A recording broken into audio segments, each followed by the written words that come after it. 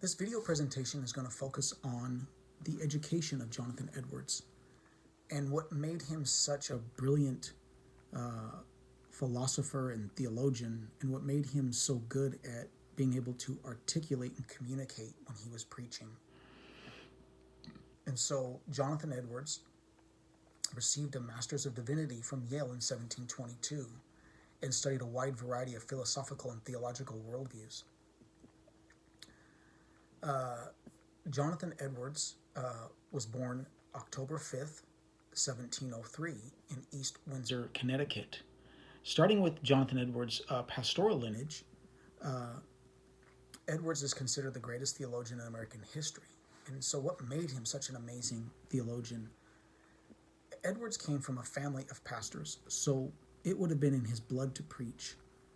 Jonathan Edwards' education started very early, long before his days at Yale, and it would have started in the home due to the fact that his grandfather and father were both pastors. Solomon Stoddard, Jonathan Edwards' grandfather, preached in Rivertown of Northampton for about 58 years. Stoddard served as a spokesman for the western half of Massachusetts, according to George Marsden. Stoddard would travel annually to Boston, Massachusetts every year to preach to large crowds. Timothy Edwards, the father of Jonathan Edwards, was also a pastor, and in the summer of 1711, Timothy Edwards set out to serve as the chaplain for the colonial military expedition against Canada, according to George Marsden. Timothy Edwards was recognized in 1694 by Harvard as the most able student and recognized his accomplishments, and therefore they granted him a belated undergraduate degree and master's degree. So Jonathan Edwards' two earliest influences growing up were his grandfather and father. So it should be no surprise that Jonathan Edwards went into the ministry and went into college to become a pastor. But again, Jonathan Edwards was no ordinary pastor. According to Marsden, Jonathan Edwards was growing up in a home that was practically speaking a world of women.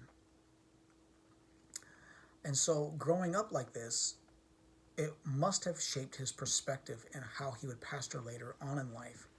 Jonathan Edwards had a great deal of respect for women and the way he treated them. He treated them with such dignity and treated them with such a tremendous amount of respect. So the whole of Jonathan Edwards is what shaped or set the foundation for the type of pastor that he would end up becoming.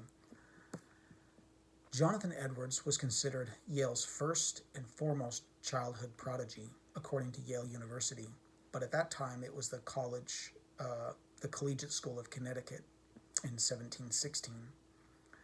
But the requirements for entry were a fluency in Latin, Greek, and Hebrew, according to Yale University. Jonathan Edwards graduated 4 years later with his Master of Divinity in 1722 as the class valedictorian. Jonathan Edwards studied very passionately while he was in school. And according to Yale, Edwards' earliest notebooks on natural science, begun in his graduate years at Yale, suggests that he was sketching long-range plans for a great scientific and metaphysical treatise. What did Jonathan Edwards study at Yale? Well, Jonathan Edwards earned a Master's of Divinity, or an MDiv, but what exactly is that? So Edwards studied theology, which is the knowledge of God, or the study of who God is. He studied philosophy, like Aristotelian logic. He studied different theological worldviews, like deism. He studied metaphysics, along with natural science or natural philosophy. So Jonathan Edwards, according to Professor Kyle Strobel, was concerned with a self-knowledge that is twofold. First, it concerns who we are as creatures before our Creator, and second, it grasps our own sinful hearts before a holy God.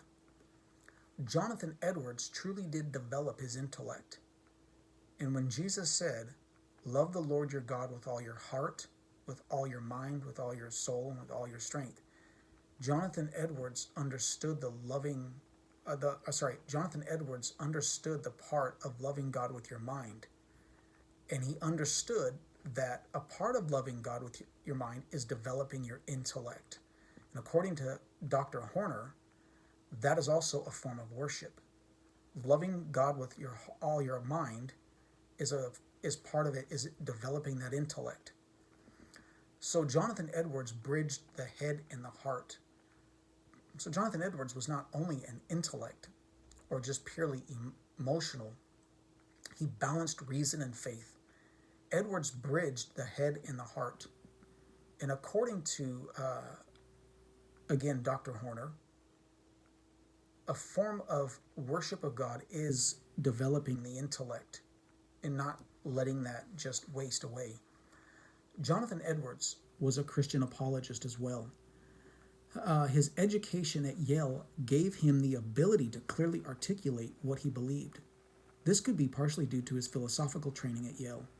Jonathan Edwards knew what he believed, why he believed it, and he was able to articulate that belief, which is what Christians should be able to do. They should know what they believe, why they believe it, and be able to articulate it. So when you compare Jonathan Edwards to people like Benjamin Franklin and John Sargent, who were influenced and swayed by different or false theologies, according to George Marsden, Jonathan Edwards wasn't. He was very grounded theologically, biblically, and philosophically. Therefore, set him apart from his other contemporaries. And so Jonathan Edwards, according to the Gospel Coalition, Jonathan Edwards was a very affectionate preacher. Jonathan Edwards knew how to connect with a person's heart, which raised an emotional response. Jonathan Edwards believed the sense of the heart is a kind of evidence for God. It's like seeing with the eyes of the heart. Jonathan Edwards employed a sense of the heart apologetics to argue with your senses that God is more delightful and satisfying than anything else. So why was Jonathan Edwards so persuasive? It's reasonable to believe that Jonathan Edwards used Aristotle's persuasive technique of ethos, pathos, and logos, according to LSU University. Analytic philosophy of religion is rightly concerned with clarity, logic's research, and valid inferences and coherence.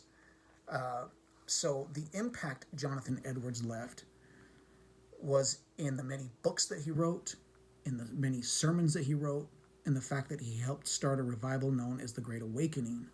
Jonathan Edwards paved the way for evangelism and a lot of missionary work in America. Jonathan Edwards also left a deep influence on the educational system, according to Oliver Crisp. Jonathan Edwards was the president of the College of New Jersey, which is now Princeton University, but died shortly after becoming the president of the college, according to history.org. Jonathan Edwards' works are still being studied today by pastors, philosophers, and theologians like Kyle Strobel, Oliver Crisp, George Marsden. And so, in conclusion, it is very reasonable to think the effectiveness of Jonathan Edwards is due to the fact that, one, God called him to a life of ministry, but also to his education, particularly his philosophical and theological training at Yale. The credit must go to God for giving Jonathan Edwards such a brilliant mind, since God is the source of logic and reason. In fact, John 1:1, in the beginning was the Logos, and the Logos was with God, and the Logos was God. Logos is the Greek word, according to Greek scholar William D. Mounts. It is the Greek word for logic, or the principle of logic, or reason. And so, in the beginning was the Word, is how the Apostle John used it. So the Greek word logos also means word. But Jonathan Edwards' education at Yale, and even in his home growing up, in a pastoral house, is what made Jonathan Edwards such an effective and persuasive articulator of the Christian faith, and what made him such an effective Christian apologist. And this is most likely why he is still studied to this day.